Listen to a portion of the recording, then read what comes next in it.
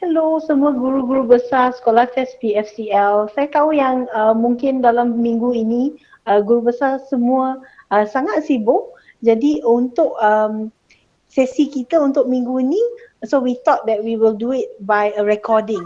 So bila tuan dan puan ada sedikit masa, tuan dan puan boleh tengok slide dan juga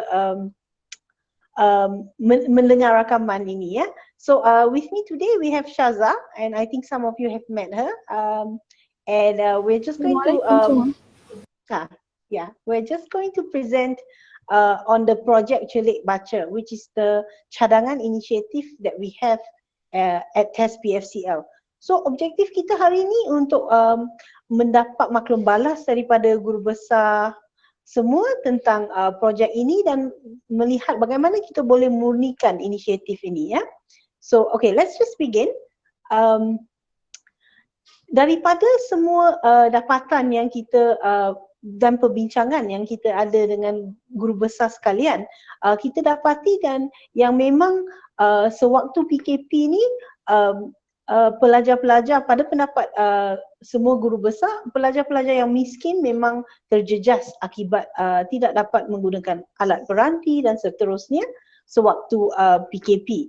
Dan juga antara pelajar-pelajar yang sangat terjejas ialah pelajar yang tidak dapat membaca dengan lancar atau buta huruf dan mendapat risiko yang ketinggalan dalam pelajaran. Jadi pada pendapat kita memang murid-murid yang lemah dan juga miskin atau dalam golongan B40, murid-murid ini akan sangat terjejas. So objektif kita untuk memikirkan satu inisiatif di mana kalau kita dapat meningkatkan kemahiran membaca untuk pelajar-pelajar demikian untuk merapatkan jurang pencapaian mereka ya. And projek yang kita cadangkan ialah satu projek 3 bulan untuk membantu pelajar yang suka membaca. So dalam 3 bulan projek tersebut selama dari sekarang hingga ke bulan Oktober, kita akan libatkan ibu bapa. Kita akan dapatkan bimbingan daripada sukarelawan masyarakat dan juga rakan sebaya dan dapat memantau progres murid-murid yang di dalam this program.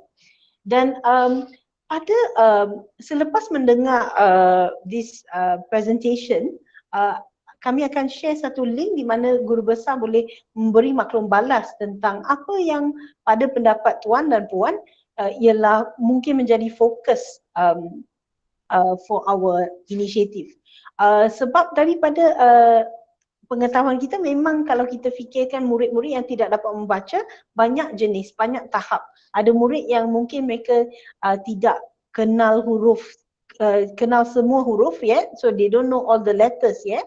Tapi ada juga murid yang dah kenal semua huruf dan memerlukan sedikit bantuan dalam bacaan mereka. So to read fluently, bacaan lancar.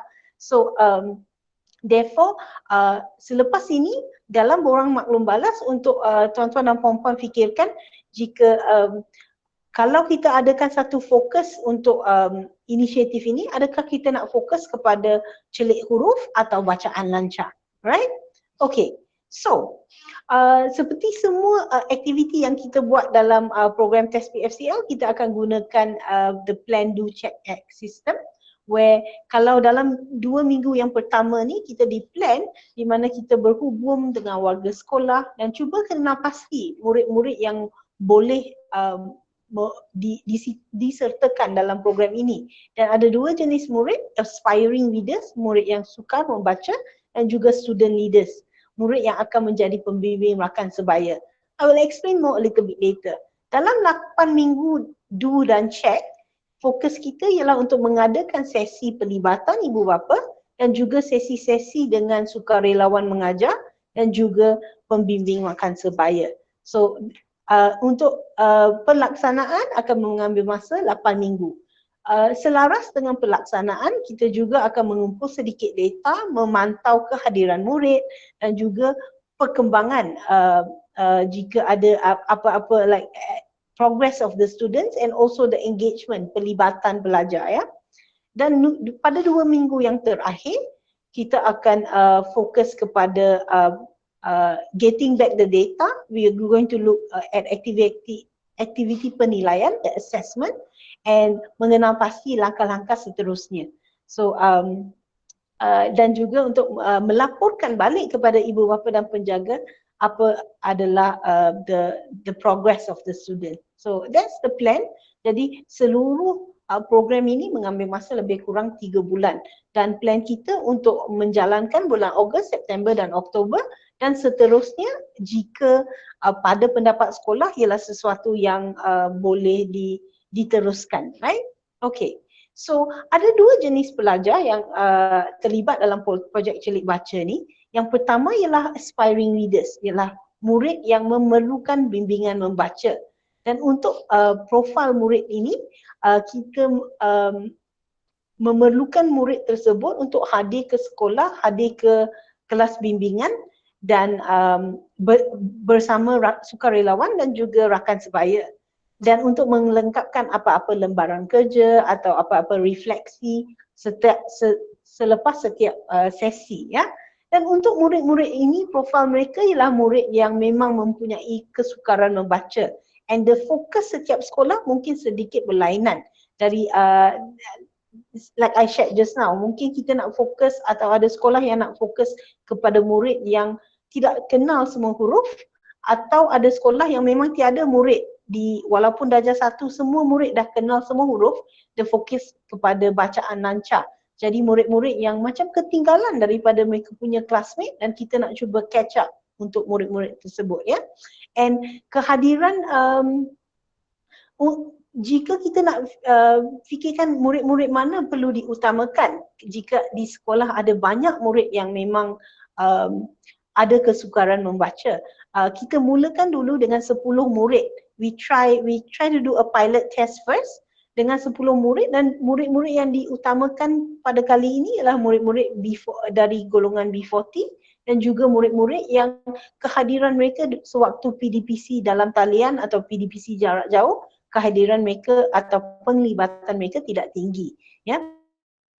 Sebab mungkin mereka tidak ada alat peranti atau mungkin mereka tidak dapat memahami apa yang dihantar oleh guru-guru sebab mereka memang suka membaca.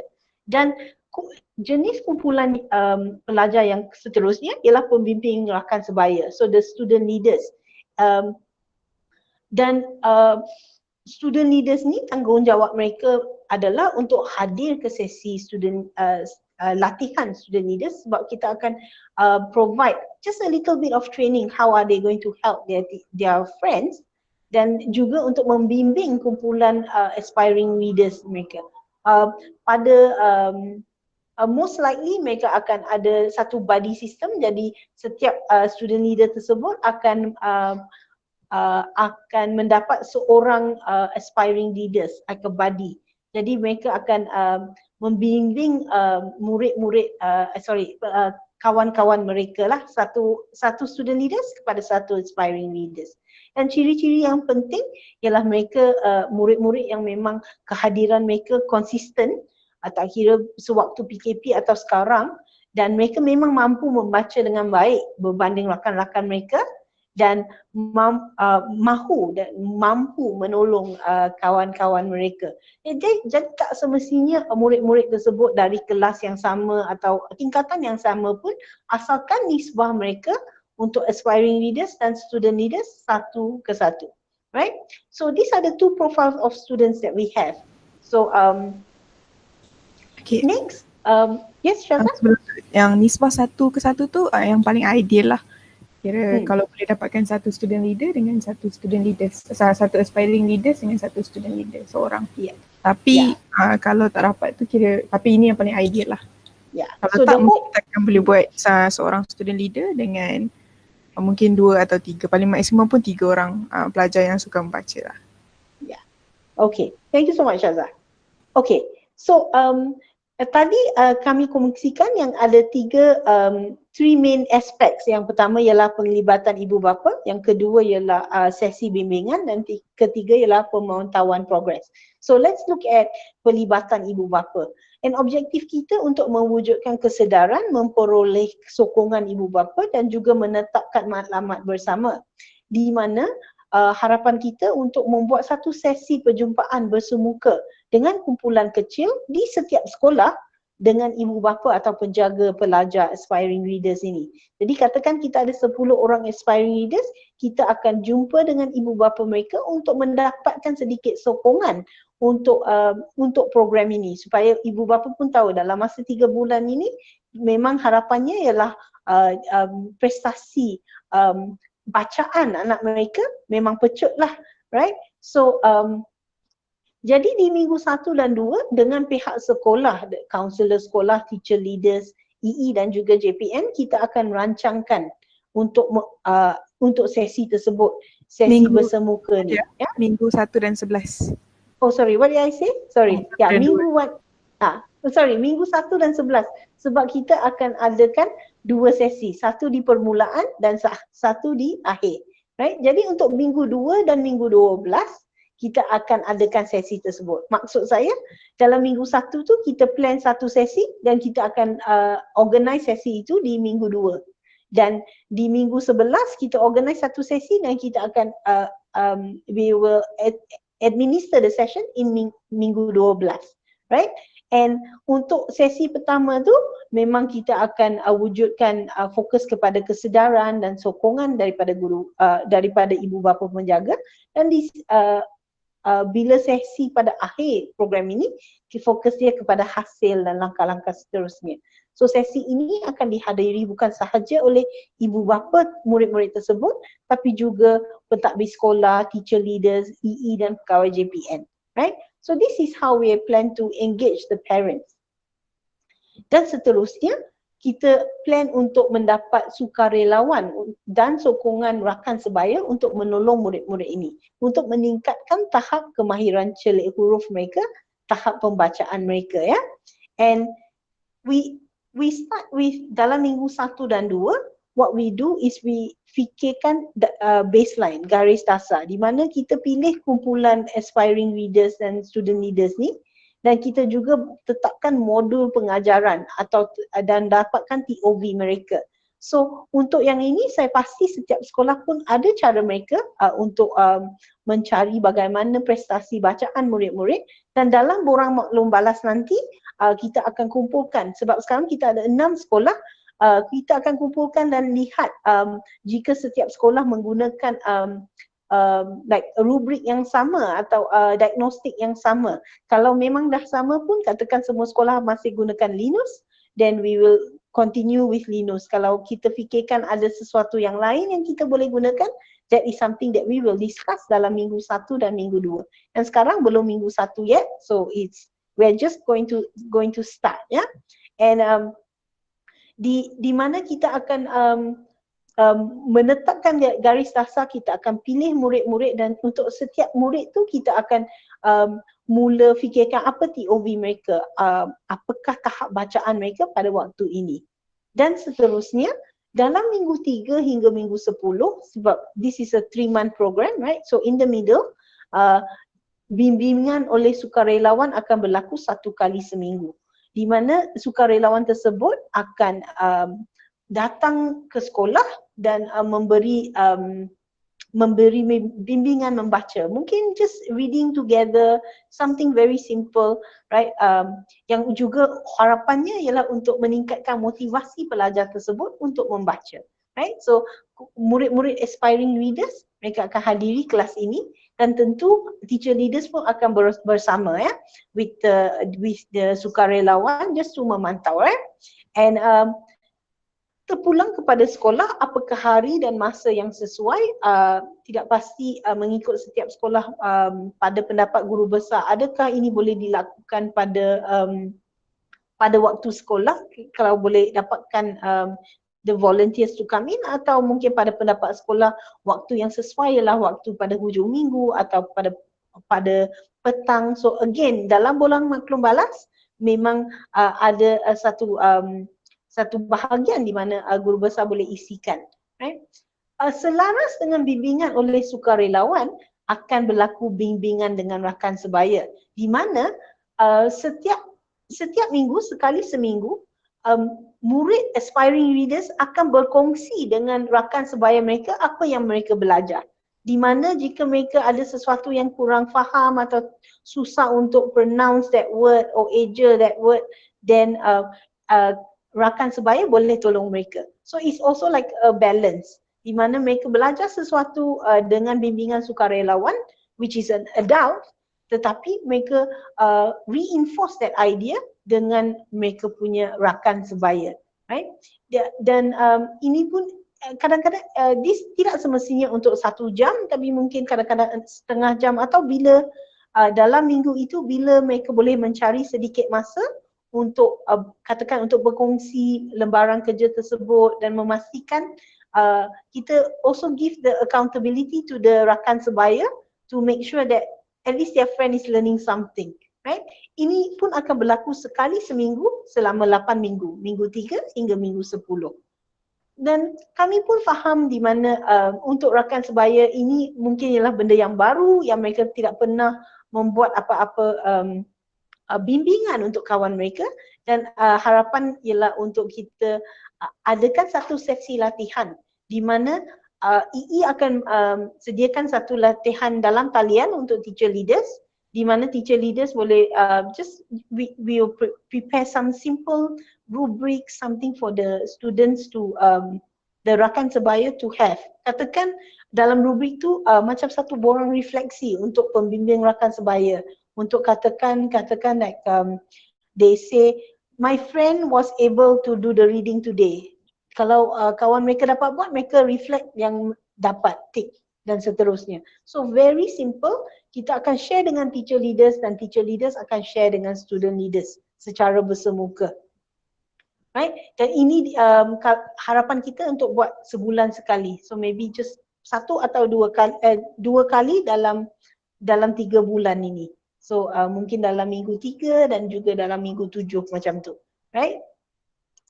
And seterusnya pada minggu 11 dan 12 kita akan fokus kepada penilaian dan langkah seterusnya. So this is the check and act part, right? Di mana kita ada satu ujian penilaian tahap membaca atau tahap celik huruf to melihat progres yang telah dibuat dan membuat sedikit analisis untuk mengenal pasti apakah langkah seterusnya. Adakah program ini berjaya? Kalau program ini berjaya, kita akan teruskan, kita akan cari bagaimana kita nak lestarikan projek ini.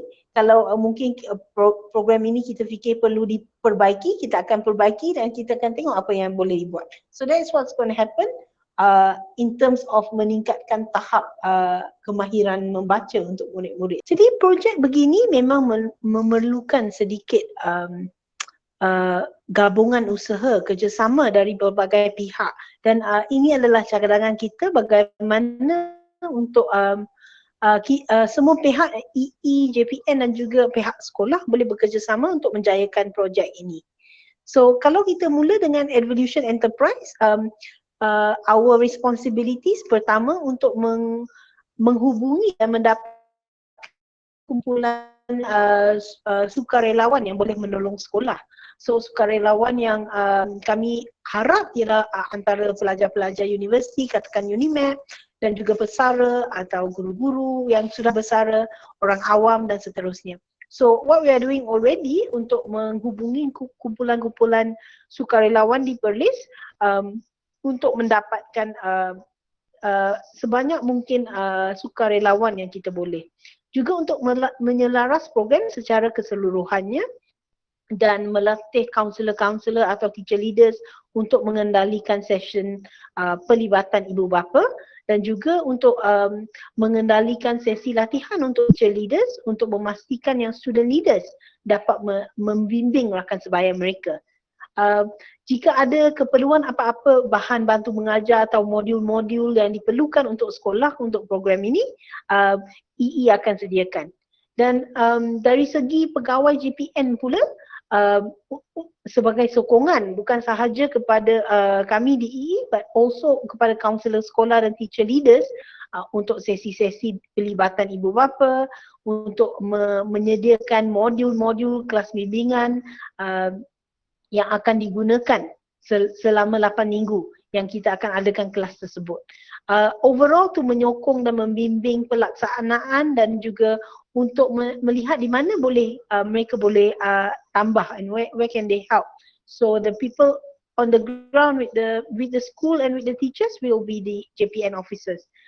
Dan untuk pihak sekolah, untuk pertama untuk turut mengumpulkan sukarelawan, terutamanya sukarelawan di kalangan penduduk setempat di dekat kawasan sekolah. Jika ada sesiapa yang boleh tolong, mungkin PIBG can help, Persatuan Ibu Bapa dan Guru di komuniti. Jika ada sesiapa yang boleh tolong selama 8 minggu, kita akan cuba dapat sekolah akan cuba mendapatkan sukarelawan.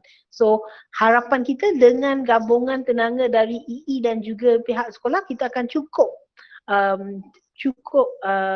sukarelawan di setiap sekolah. Dan juga untuk mengatur dan sesi-sesi dengan ibu bapa dan penjaga. Like I said, sesi ini dia punya konten satu kerangka akan diberikan oleh EE dalam sesi latihan teacher leaders dan counselor. Tapi untuk mengadakan sesi tersebut, this is for the school to do. Right?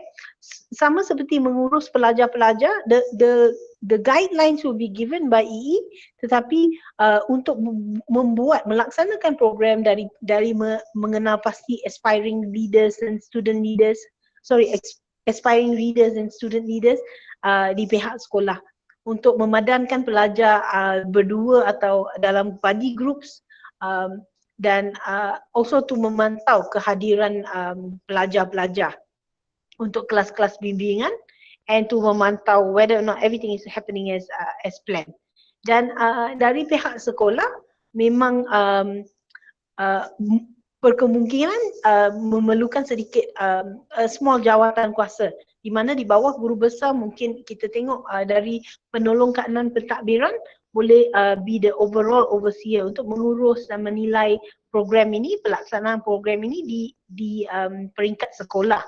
Dan kalau kita fikirkan tentang bahan-bahan akademik, untuk mengenal pasti aspiring readers dan mengenal pasti isi kandungan modul yang kita akan gunakan, ketua panitia lah orang yang pada pendapat kita the people that can really help, the real experts in literacy, untuk menyelaraskan ukuran skor awal kemahiran membaca murid-murid, dan mengenal pasti penilaian yang akan dibuat seterusnya untuk mengetahui hasil program ini.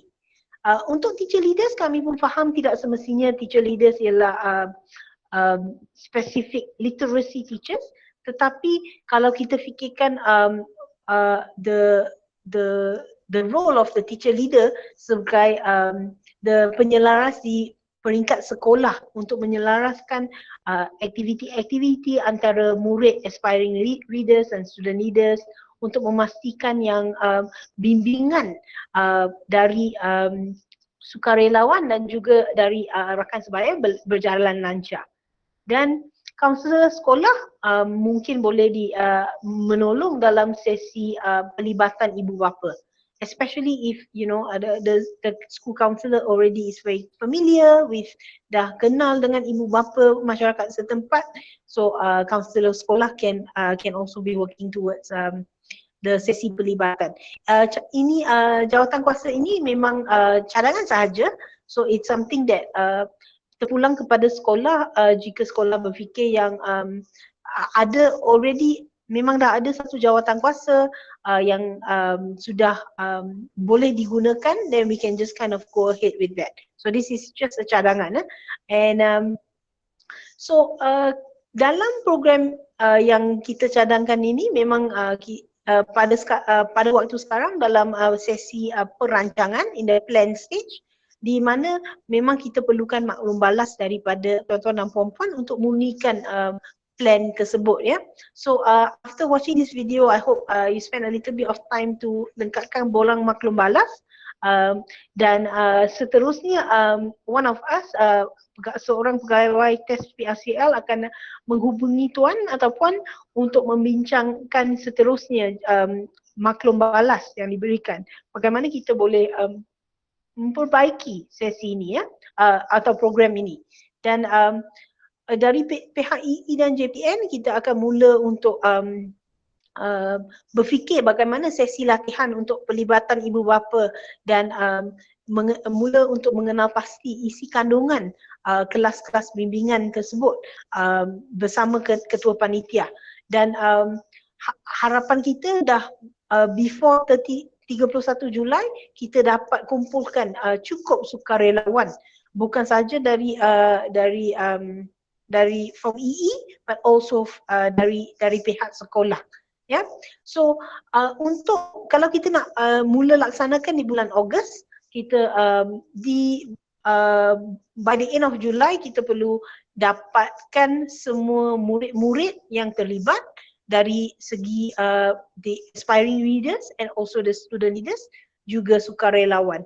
Right, so kalau kita fikirkan the responsibilities or the next steps for the guru besar dan pihak sekolah untuk berhubung dengan warga sekolah untuk komunikasikan jika program ini hendak dilaksanakan untuk agih-agihkan tugas antara pentadbir sekolah, ketua panitia dan seterusnya. Dan juga untuk menyelaras pemilihan murid-murid yang akan mengambil bahagian dalam program ini. Ya. So these are the next steps.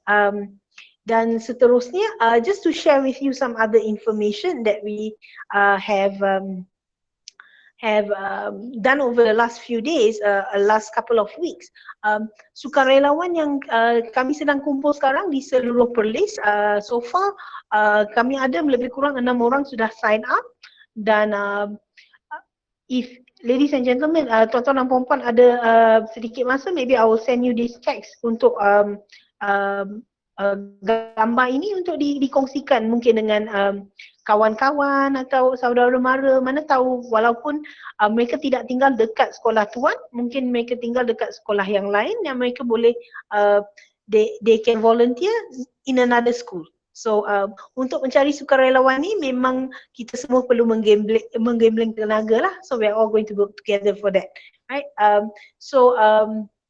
Seterusnya bersama dengan slide yang saya hantar hari ini, kita juga I'm also straight away terus hantarkan Excel file untuk pemilihan peserta, di mana ada 3 tab di sana.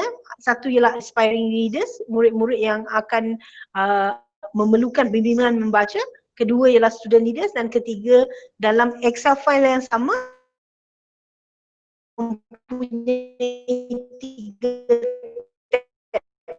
yang adalah sukarela, di mana untuk aspiring leaders apa yang dikan ialah tersebut peratus pelibatan pelajar tersebut dalam sewaktu PKP berlaku, pembelajaran jarak jauh. Kalau tuan-tuan dan puan-puan tidak tahu exactly number, kita anggarkan sahaja. Dan yang ketiga, tahap membaca sekarang, di mana kita tulis untuk pada waktu ini kita hanya pilih 3 tahap. Satu ialah mereka tidak dapat mengenal semua huruf, maksudnya kita perlu mengajar abjad. Yang kedua, dapat mengenal huruf dan bunyi, mereka boleh membaca suku kata atau perkataan-perkataan yang simple. Dan yang ketiga, mereka dah dapat membaca perkataan dan perlu pertolongan dalam bacaan yang lancar. So 1, 2 and 3. Jadi tuan-tuan dan puan-puan, dalam Excel file ni isikan nama murid, peratus pelibatan dan juga tahap 1, 2 atau 3 dari segi what do you call that, tahap bacaan murid tersebut. Dan itu ialah untuk aspiring leaders. Untuk student leaders, kita akan memilih student leaders dan melengkapkan Excel file tersebut dengan sedikit data jika student leaders tersebut memang mampu dan mahu memberi pertolongan kepada kawan-kawan mereka, right? And untuk memudahkan pemilihan student leaders, kami di EE sudah sediakan satu macam just a template di mana boleh terus digunakan sebagai borang persetujuan untuk student leaders. Dan borang ini memang untuk disimpan oleh pihak sekolah. Tidak perlu dipulangkan kepada kami, tapi hanya perlu isikan the Excel file. And seterusnya untuk sukarelawan community yang boleh dicari katakan dari mungkin dengan pertolongan PIBK atau PIBG untuk mendapatkan beberapa ahli community yang boleh menolong dalam program ini. So overall itu cadangan kami, dan pada langkah seterusnya yang penting ialah untuk mungkin tuan-tuan dan puan-puan fikirkan sekejap, do some reflection to think if this is something yang boleh menolong sekolah, boleh menolong murid-murid yang memerlukan, dan diminta untuk tuan-tuan jasa baik tuan-tuan dan puan-puan untuk mengisi borang maklum balas. So kalau boleh buat dalam minggu ni, that would be great. And then from there we will go on to the next steps. Like I said, one of us will give you a call, most likely me, give you a call and discuss a little the maklum balas and see how we are going to move forward. Right? So thank you so much, ladies and gentlemen, and I know that it must be a busy time with you, with all the school students returning. It's exciting times. You can always reach out to me, and we'll continue to be in contact. I hope to come to Perlis soon to see all of you, but and as soon as I come, I'll let you know, okay? So it was lovely spending a little bit of time with you, even though remotely, and I'll see you soon, okay? Anything, give me a call. Bye.